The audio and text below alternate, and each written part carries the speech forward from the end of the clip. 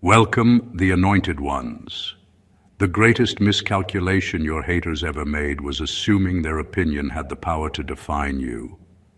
Before we go any further, let that settle in your spirit like a truth bomb with its own gravitational pull. Because right now, there are people out there rewriting entire narratives about you, and somehow forgetting that reality still has receipts.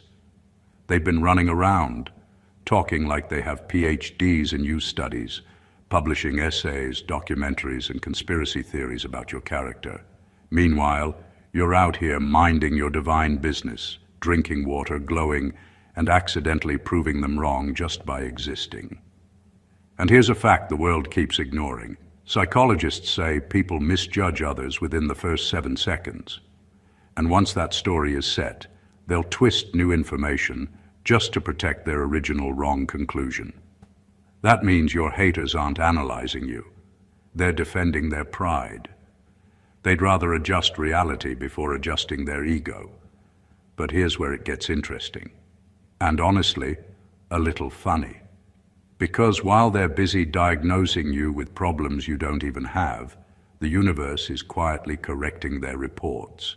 People are starting to talk, starting to connect the dots, starting to whisper things like, "Hold on, maybe they were wrong about this person."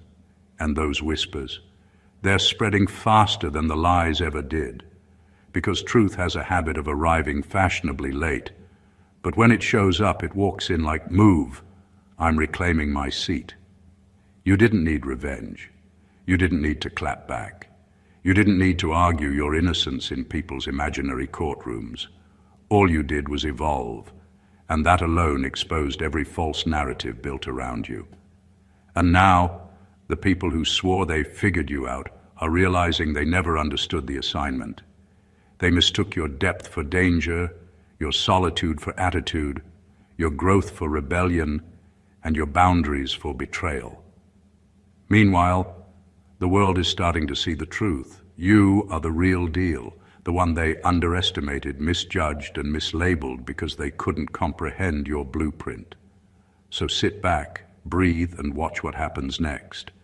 Because the same mouths that swore you were a problem are about to choke on the plot twist. You were the proof of greatness they couldn't recognize. And now everybody else is starting to see it loud and clear. Number one, they misread you.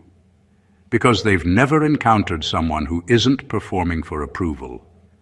People who live their whole lives auditioning for acceptance don't know what to do with someone who simply exists without needing applause.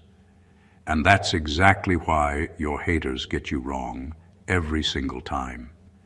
They're used to interacting with people who bend themselves into whatever shape earns validation. They're used to folks who tone themselves down, dress themselves up, or switch personalities like outfits depending on who's watching. So when they meet you, someone whose identity isn't a performance but a principle, they panic. They start projecting motives you don't have, attitudes you don't carry, and intentions you never thought of. They're not responding to who you are. They're responding to how unfamiliar your level of authenticity feels to them. Your presence exposes the amount of pretending they've normalized. You're not trying to impress anybody. You're not calculating how others will react before you speak.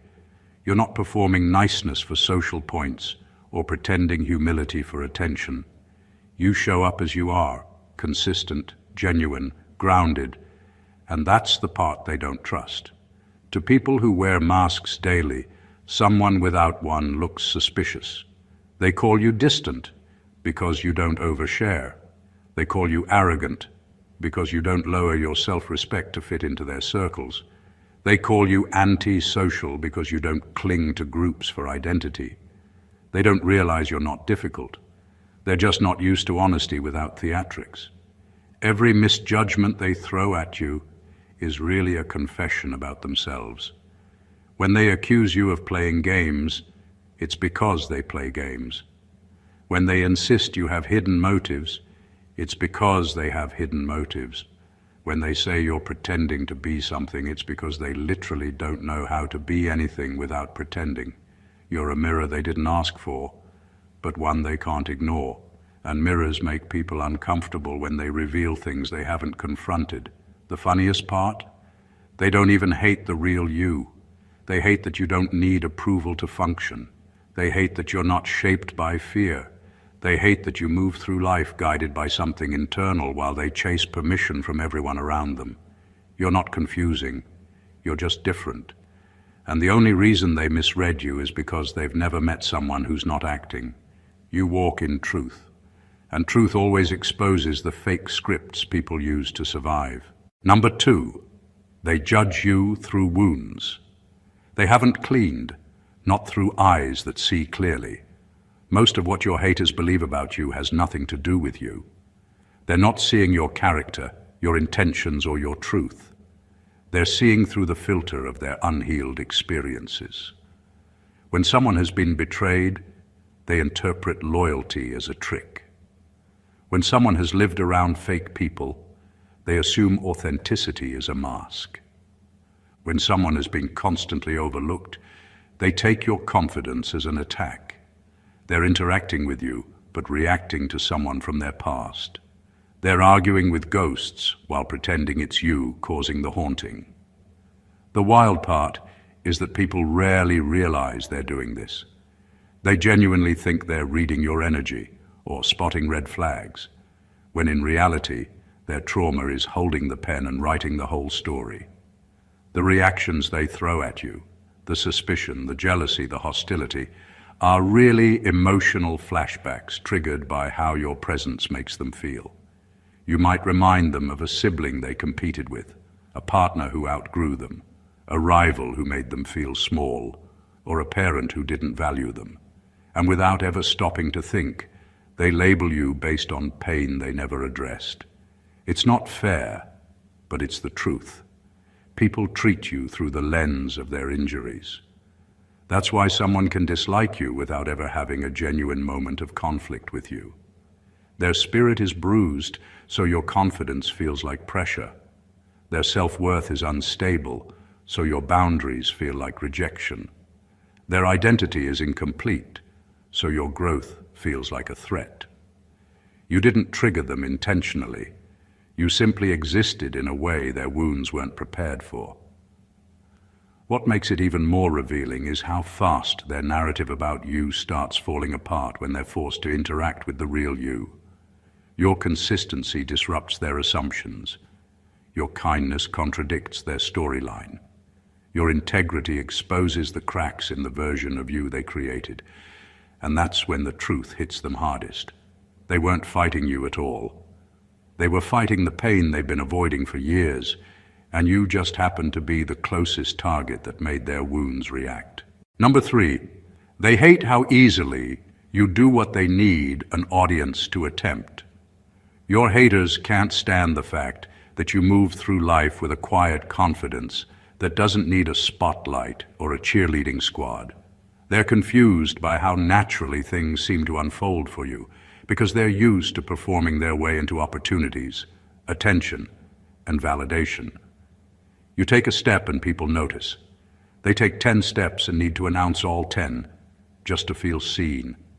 It's not that your life is effortless. It's that your effort comes from authenticity, not theatrics. People who rely heavily on being praised see your calm progress as a threat. They don't understand how you manage to grow, elevate, or make things happen without yelling your achievements from the rooftops. They need claps to start. You need clarity. They need hype to try. You need purpose. And because their self-worth is tied to being noticed, your ability to shine without begging for validation makes them feel overshadowed. Even when you're not competing with them at all, this is where the resentment creeps in. Deep down, they're frustrated that the world responds to you without you forcing it. They see how you carry your energy, how you show up consistently, how you stay true to your path, and it exposes the amount of pretending in their own journey. They need an audience before they act brave. You act brave before an audience even appears. Your existence reveals the difference between self-generated power and performance-based confidence. What irritates them most is that your results aren't built on showmanship. You're not out here recording every move or trying to prove anything. You're simply living in alignment, and that alone makes an impact they can't replicate. They call you lucky, but it's not luck. It's internal stability. It's your ability to work without seeking applause. And that infuriates people who have mastered the art of looking successful, but haven't mastered the discipline of actually becoming it. Your progress isn't loud, but it's undeniable. And that's exactly why your haters react the way they do. You remind them that authenticity produces a shine that no performance can fake. Number 4, they mistake your discernment for disconnection. Because you don't enter rooms blind. People who navigate life on autopilot can't understand someone who walks into every space fully aware and fully awake. You're not scanning for approval. You're scanning for alignment. You're reading the room, picking up patterns, noticing the shifts in tone, and sensing the motives behind the smiles long before anyone says a word. This isn't paranoia, it's intelligence. It's a skill earned from living through situations where your spirit paid the price for ignoring red flags.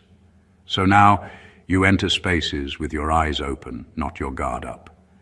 And that alone makes people uncomfortable. Those who rely on manipulation or social dominance expect everyone to walk in blind so they can set the tone, control the narrative, or influence the energy. But with you, that doesn't work. You don't get swept up in their charisma or distracted by superficial charm. You see the real dynamics beneath the surface, even the ones people try to hide.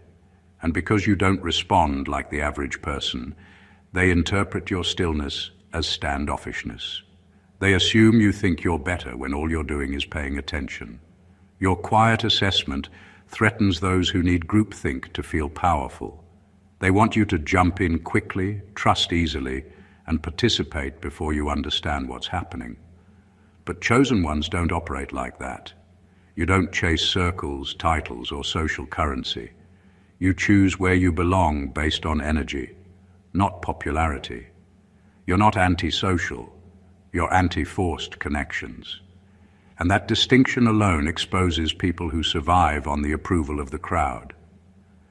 The moment you pause before engaging, toxic individuals feel exposed. Because your discernment sees the things they try to hide, the jealousy behind the compliments, the insecurity behind the jokes, the competition behind the friendliness. You don't call it out, but you don't fall for it either. That unnerves them. So they label you distant, cold, or hard to approach, not realizing your discernment is the only reason you're still sane. You're not disconnected, you're selective. And the only people bothered by your selectiveness are the ones who were never meant to have access in the first place. Number 5, they don't understand that your distance is surgery, not punishment. When you step back from people, they swear it's an attack. They assume you're trying to prove a point, act superior, or play emotional chess. But the truth is so much simpler and so much deeper. Your distance is correction, not cruelty. It's you removing what's unhealthy so your spirit doesn't rot from the inside out. It's the spiritual version of cleaning a wound. Not glamorous, not loud, not dramatic, just necessary. People who thrive on chaos can't imagine anyone stepping away for a healthy reason. They think everything is personal because their whole world runs on reaction. If they withdraw from someone, it's because they're plotting something or trying to get attention. But when you withdraw, it's because your peace is bleeding, your boundaries are bruised, and your intuition has already whispered, this connection is costing too much. You don't step back to hurt anyone, you step back to stop hurting yourself. Your haters call it attitude because they can't recognize self-protection. They've normalized relationships where everyone tolerates everything, even when it's draining. So when you choose yourself, it shocks them. It feels like punishment because they've never been held accountable by someone who refuses to engage in dysfunction. They're used to people staying even when the environment is toxic. You stepping away disrupts the pattern, so they label it ego. But the people who respect peace, the ones who understand emotional hygiene, see exactly what you're doing. They know that distance can save a soul, a purpose, a future. They recognize the courage it takes to detach when staying would be easier, quieter, or socially acceptable. Your absence isn't an insult. It's an incision. You're cutting away what's draining you so you can heal, grow, and breathe again. Your distance is not a weapon, it's a remedy. It's not a threat, it's a reset. It's not punishment, it's preservation.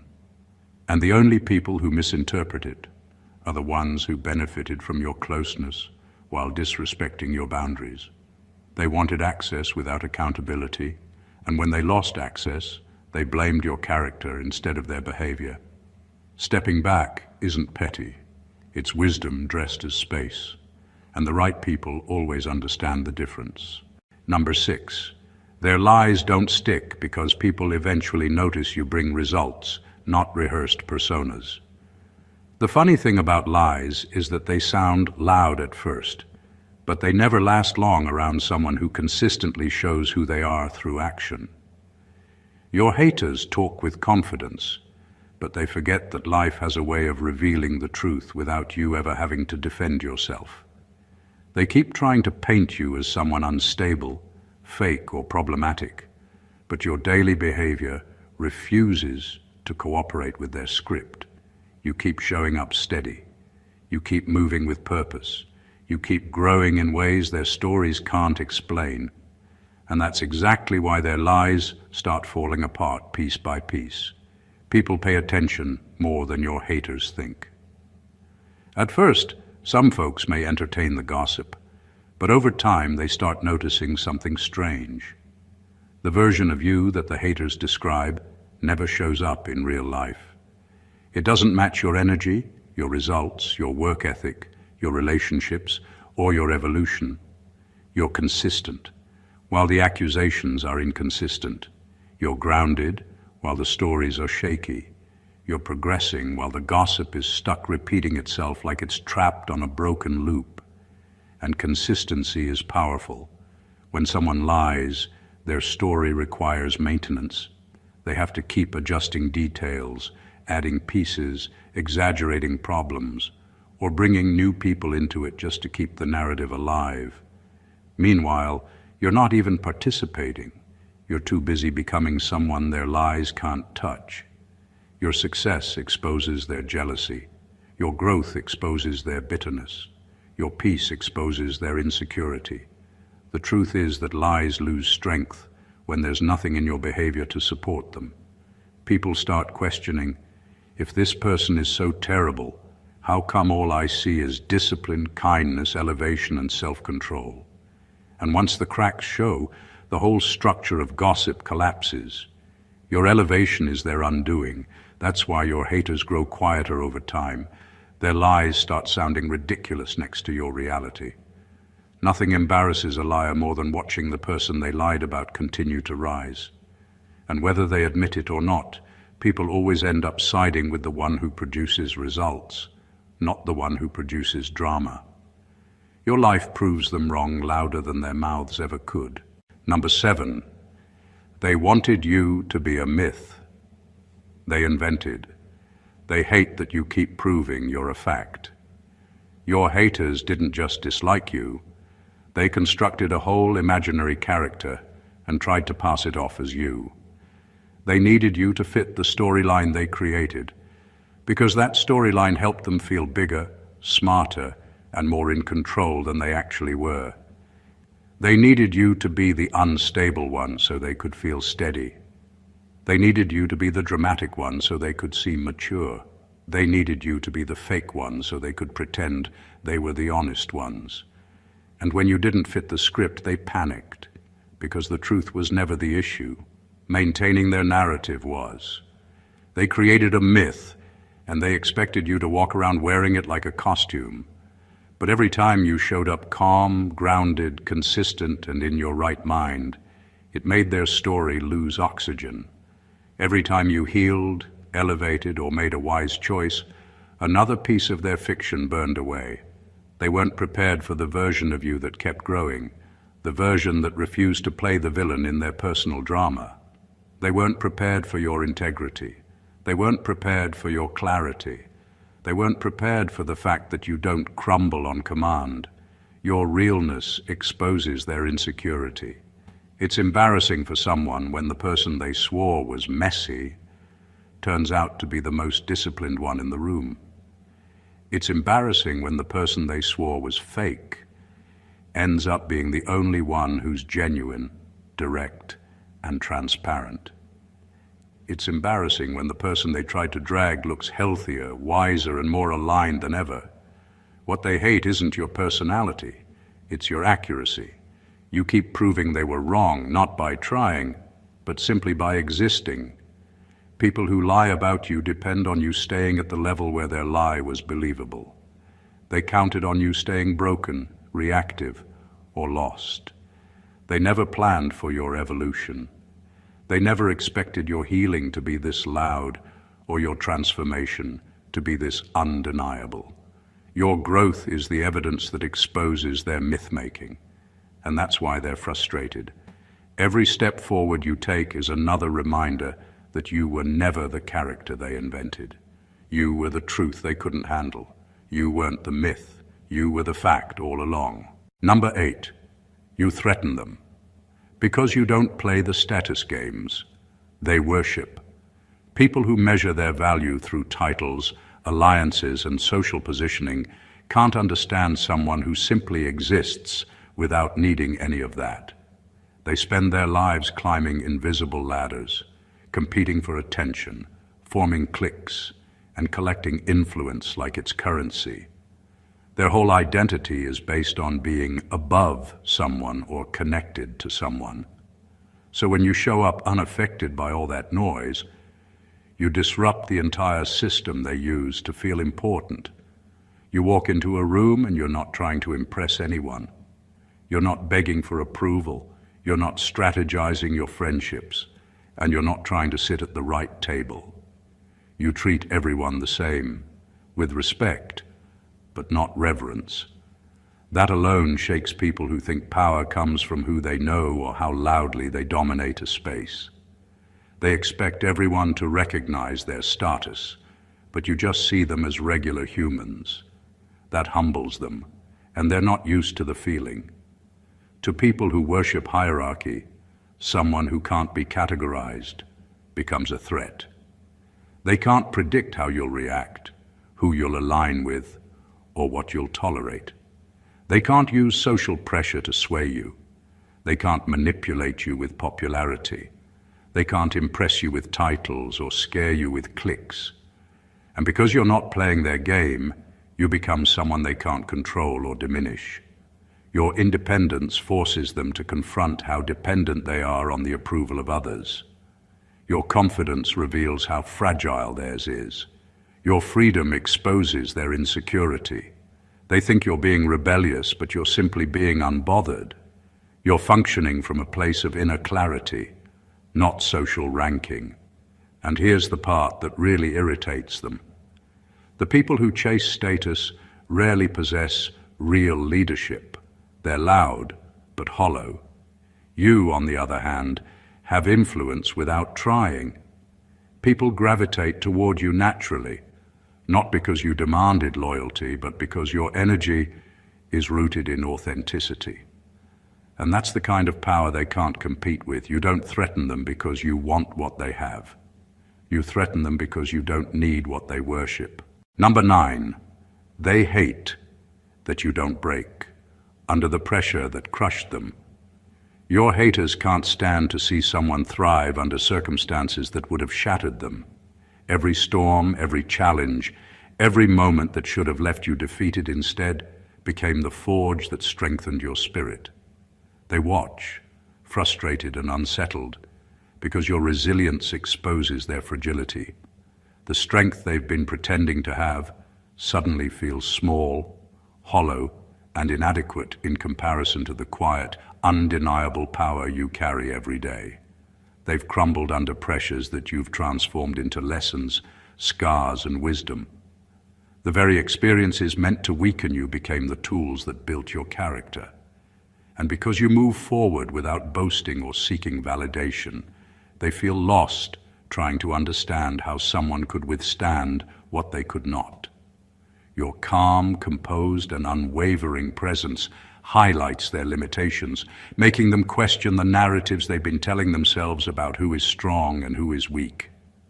What frustrates them most is that your endurance isn't performative. You don't use struggle as a badge or drama as leverage. You simply survive, grow, and rise, letting your life speak for itself. Every time you stand upright, every time you make a decision grounded in clarity and integrity, it reminds them that real strength is internal, not performative. They hate it because it proves that their version of toughness, built on reaction, comparison, or ego, was never authentic. Your ability to thrive under pressure is more than survival. It's a statement. It tells the world that true strength doesn't collapse when circumstances demand it, and that the person who has mastered resilience doesn't need to validate themselves to anyone. The discomfort they feel isn't about you. It's about their own unhealed weaknesses being illuminated in the presence of your steadfastness. You didn't just survive the storms, you became stronger because of them. And every day you rise is a reminder that your power is undeniable, unshakable, and impossible for them to replicate or diminish. Number 10, your existence makes their manipulation templates obsolete. You don't just resist manipulation, you expose it by simply being who you are. People who rely on psychological shortcuts expect everyone to respond in predictable ways. Guilt, pressure, flattery, triangulation, passive aggression, silence treatments. These are the templates they use to control outcomes, maintain dominance, and secure emotional leverage. But here's the uncomfortable truth they can't admit. None of their scripts work on you. You don't respond to guilt because you don't negotiate your worth.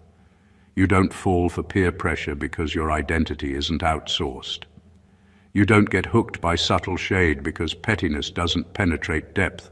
You don't react to bait because you have mastered the art of emotional stillness. You are the worst-case scenario for manipulators, a person who sees through everything and reacts to nothing. To them, it feels like trying to control the wind. No matter how many strategies they attempt, you won't move the way they want.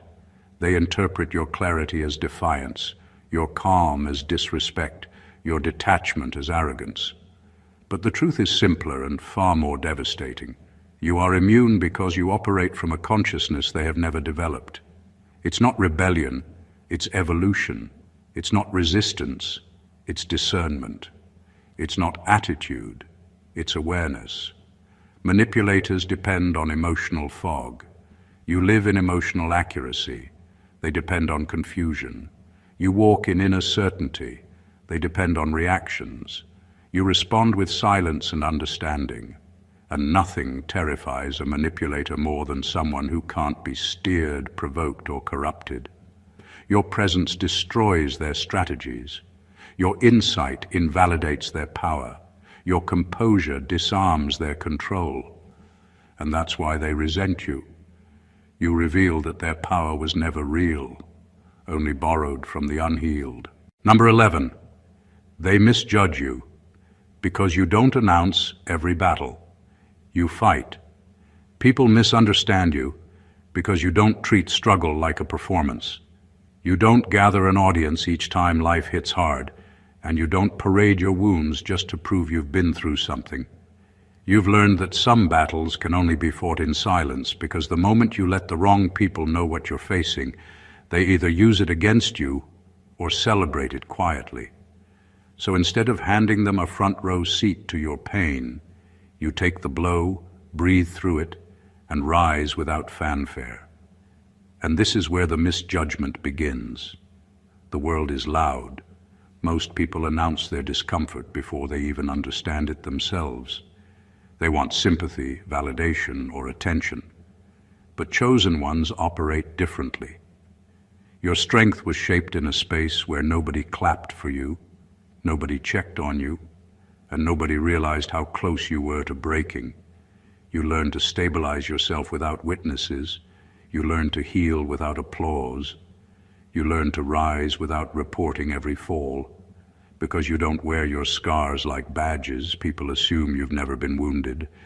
Because you don't crumble publicly, they assume you've never been tested. Because you keep moving, they assume the road beneath you has always been smooth. They don't see the nights you carried fear quietly.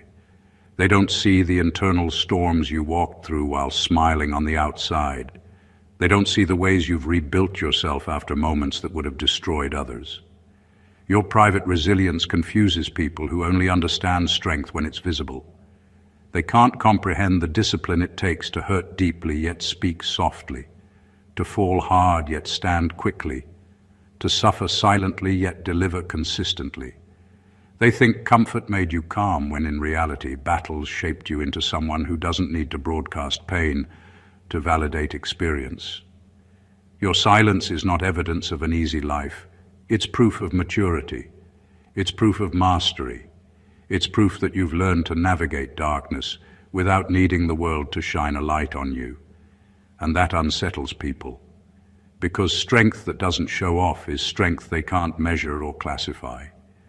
They can only feel it, and that alone tells them you've survived more than you've ever said. Number 12. They're shocked that people gravitate toward you without you begging for loyalty. Your haters can't process the fact that people choose you naturally, without pressure, manipulation, or theatrics. They've spent their whole lives learning how to keep people close through tactics, favors, guilt, gossip, alliance building, emotional bargaining. They think loyalty is something you must constantly negotiate for, something you secure by performing, pleasing, or proving. So when they watch others gravitate toward you with ease, it rattles them in a way they don't know how to verbalize. You don't chase, you don't pull, and you don't cling. You show up as yourself, and that alone draws people in. It's the calm in your presence, the honesty in your tone, the steadiness in your character. People sense safety around you, not because you're trying to impress them, but because you're not trying at all. You're not selling an image, you're not curating a persona, and you're not performing for approval. Authenticity carries a frequency that can't be faked, and people feel it before they understand it. Your haters can't replicate that frequency, so they invent explanations. They tell themselves you must be manipulating people or pretending or doing something behind the scenes. They can't accept that your influence doesn't come from strategy. It comes from substance. They deal in transactions, but you deal in presence. They deal in attention, but you deal in energy. They deal in clicks, but you deal in alignment. What confuses them even more is that your relationships don't fall apart the moment tension arises. People remain connected to you because they value who you are, not what you can give. Loyalty that builds itself doesn't collapse under pressure, and that alone makes them suspicious. They assume there must be some trick to it because they only know how to keep people through fear of losing them. Your existence proves that loyalty born from authenticity is stronger than loyalty born from effort. You're magnetic without trying to pull. You're respected without insisting on it. You're trusted without campaigning for it. And that terrifies those who depend on performance to feel relevant, because your natural influence exposes the weakness of their manufactured one. Number 13, they call you different. Because they don't understand that evolution isn't a performance, people don't like it when someone changes in ways they can't control or explain. They see you stepping into new levels, handling life with clarity, and making decisions that feel foreign to them. And the first thing they do is label it as different. They don't realize that what they're seeing isn't an act or a mood, it's evolution. You didn't wake up one day and decide to act new. You grew, you learned, and you became someone your old environment could no longer contain. You don't announce your transformation, you don't post it for validation, and you don't wait for permission to level up. You embody it in your energy, your decisions, your calm confidence. And that quiet, effortless shift confuses people who measure growth by spectacle rather than substance. They think change has to be loud, visible, and dramatic to be real, which is exactly why they misread you. Your growth isn't for them to applaud, it's for you to live. The environment you outgrow can't understand you because it's still trapped in its old patterns. Your maturity, your insight, your inner alignment, all of it feels alien to those who never moved beyond their previous selves. They take your evolution personally, as if it's an insult, a challenge, or a sudden attitude problem. But the reality is simple. Your spirit doesn't belong there anymore. It has outgrown the limitations, the smallness, and the distractions of a space that once defined you. Your so-called difference isn't rebellion, it's liberation. It's the natural outcome of refusing to be limited by outdated surroundings. And that's why people feel uneasy. They've never seen someone evolve quietly and powerfully without playing the drama, without demanding attention, and without needing their approval. You're not acting brand new. You've just arrived at a version of yourself that the old environment wasn't ready to handle. And every step you take in alignment proves that growth doesn't need performance. It only needs consistency, courage, and the refusal to compromise your spirit. Number 14, they're wrong about you because they only saw the version of you that was healing, not the one that was finished. Most people never wait for a full story before forming an opinion. They saw you while you were in the middle of rebuilding, recovering, and figuring out who you truly were. And they assumed that unfinished version was your final form. They caught glimpses of your struggle and labeled it as weakness. They saw pieces of your healing and mistook them for flaws. They measured you by the parts of yourself that were still evolving and decided that was all you would ever be.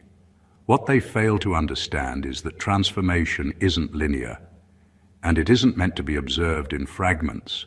You weren't broken, you were under construction. You weren't limited, you were leveling up. Every late-night fight with your own fears, every quiet choice to choose growth over comfort, every moment you chose integrity over validation.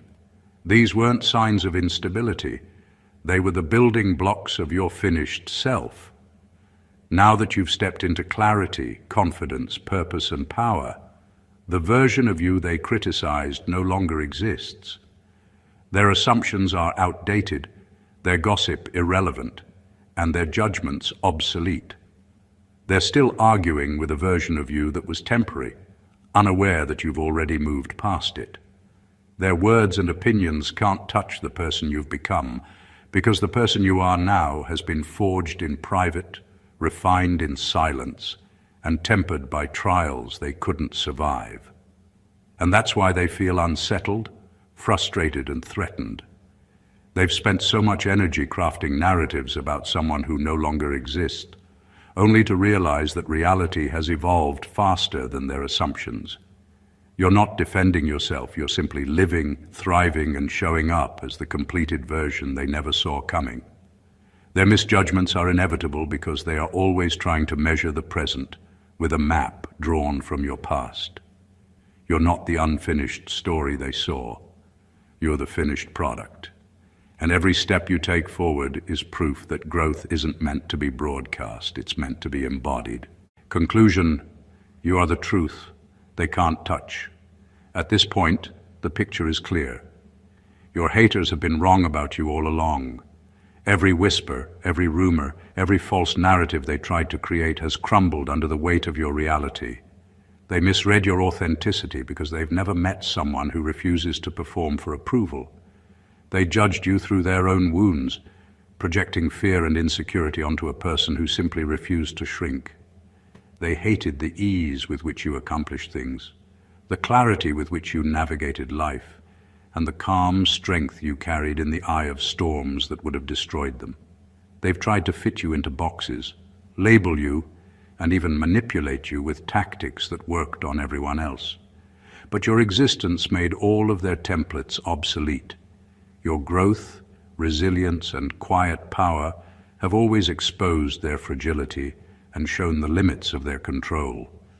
They assumed your healing defined you, but the truth is that what they saw was only a fraction of your journey, the incomplete version they thought they understood. Now, stepping into your completion, you have outgrown their assumptions entirely, leaving them arguing with a person who no longer exists, while you thrive, grounded, aligned, and unstoppable. Your life is proof that true power doesn't need to be loud, manipulated, or forced.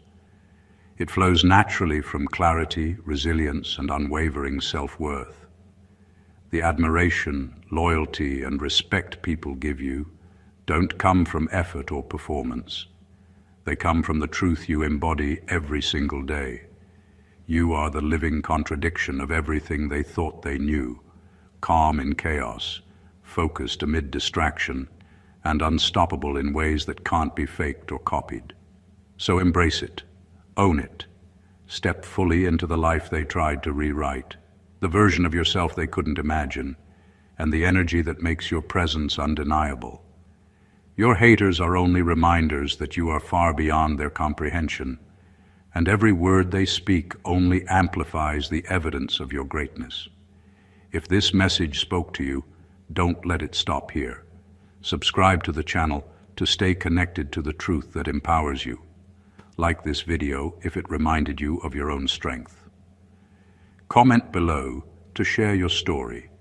Your experience matters and inspires others who need to hear it. And share this with someone who needs a reminder that being the real deal isn't about proving anything. It's about simply being. Your journey, your power, and your presence are undeniable. Keep rising. The world is watching, learning, and finally starting to understand that you are the real deal. God bless you.